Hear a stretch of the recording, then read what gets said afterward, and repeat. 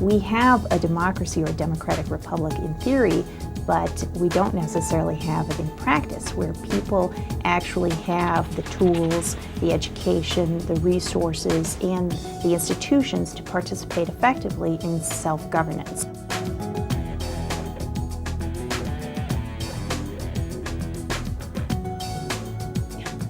Ask Teresa Amato what it means to be a citizen in a democracy, and she will tell you that it means being actively engaged in civic affairs.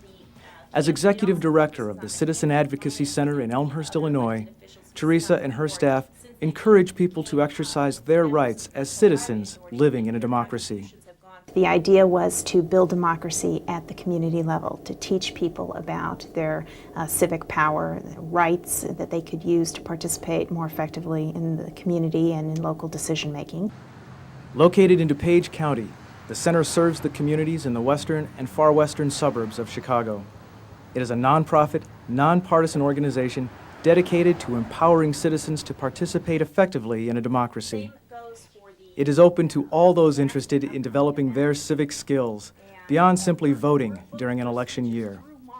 People grow up into adults who don't know who their local governors are, where City Hall is, how to register to vote, much less how to organize an effective campaign to advance justice in their communities. And so the center, first and foremost, teaches those kinds of skills and acts as a clearinghouse for people who want to develop their own power and want to use that power with other people to advance justice, improve the health, safety, welfare of the communities where they live. When Patty Hicks recalls first becoming involved in her community, she not only remembers the cause, but we couldn't come out here. I mean, and maybe it's 60 degrees and beautiful, my windows are all closed, my air conditioner is on because of the fumes from the gas. She remembers that getting the attention of her local officials was not so easy. 7 years ago, Patty and her neighbors asked the city of Elmhurst to pressure a local gas station owner to clean up an underground storage tank that had leaked 1,000 gallons of fuel, contaminating soil, groundwater, and the air. We were quite frankly told that the gas station owner pays a lot more in property tax and sales tax dollars than all of us combined, and they were unwilling to push him too hard, because what if you were to shut down the gas station, the car wash, the service garage, and the city would lose out on all of those tax dollars. Patty and her neighbors were determined to pursue the issue, but not knowing how, they contacted the Citizen Advocacy Center. I didn't really have the tools that I needed to go out there and make the contacts to get the information that I needed. And we were making phone calls, we were gathering information, but quite honestly, we were spinning our wheels a lot. We were expending a lot of energy for the results that we were getting because we really didn't know what we could do and what was out there for us. But with support from the center, Patty was able to get the attention of state EPA officials, forcing the gas station owner to begin the cleanup.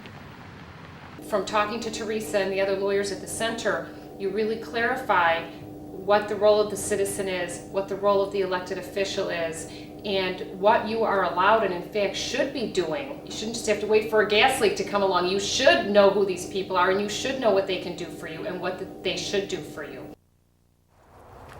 We're coming up to an area that we used for our dedication ceremony in the spring of 1997.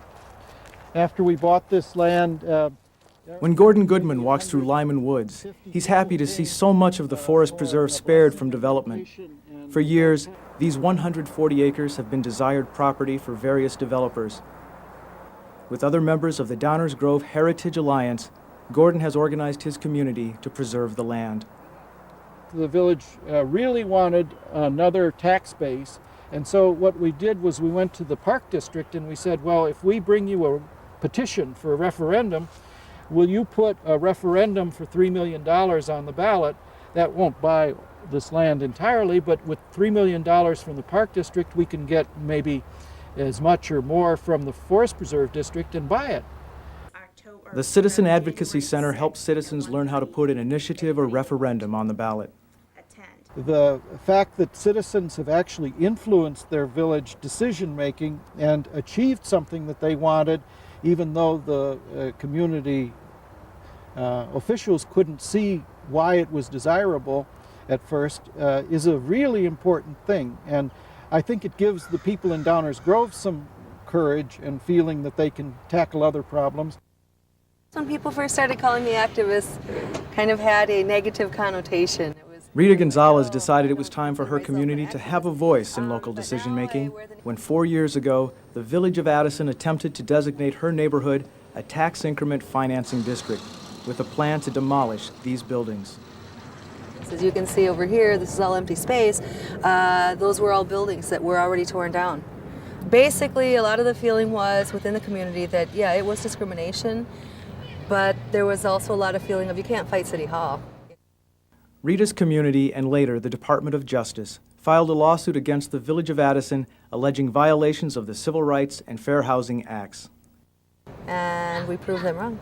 Not only did we fight, we won, and we're still here, and so yeah, we did win.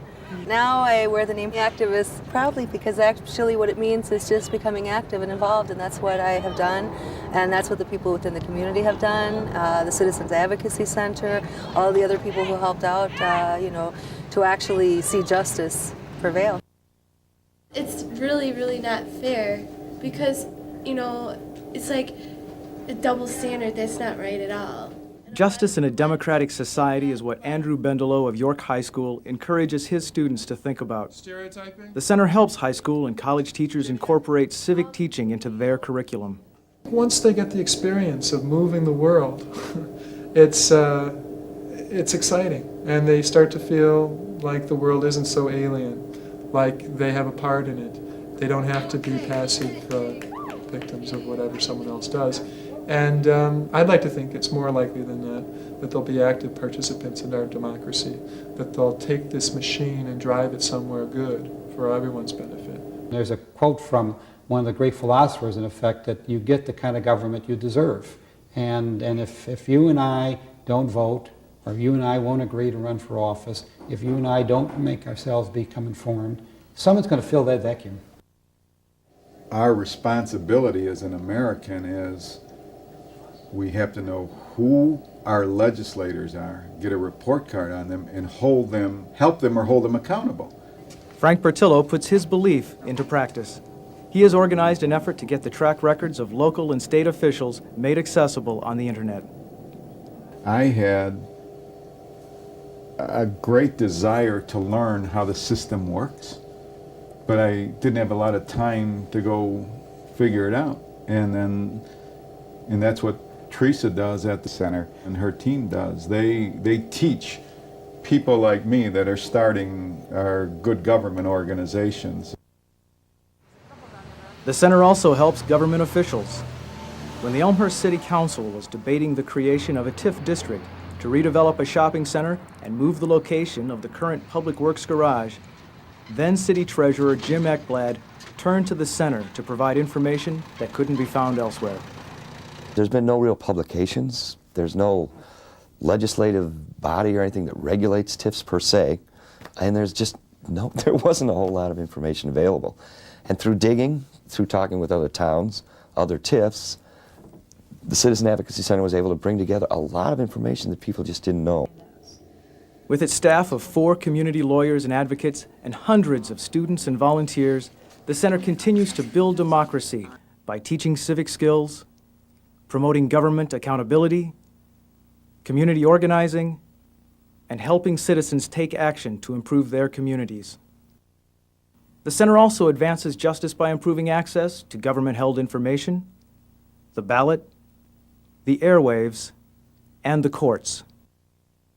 I would think that every community would want a citizen advocacy center or an organization like ours, because what we do is develop the strength of the citizenry.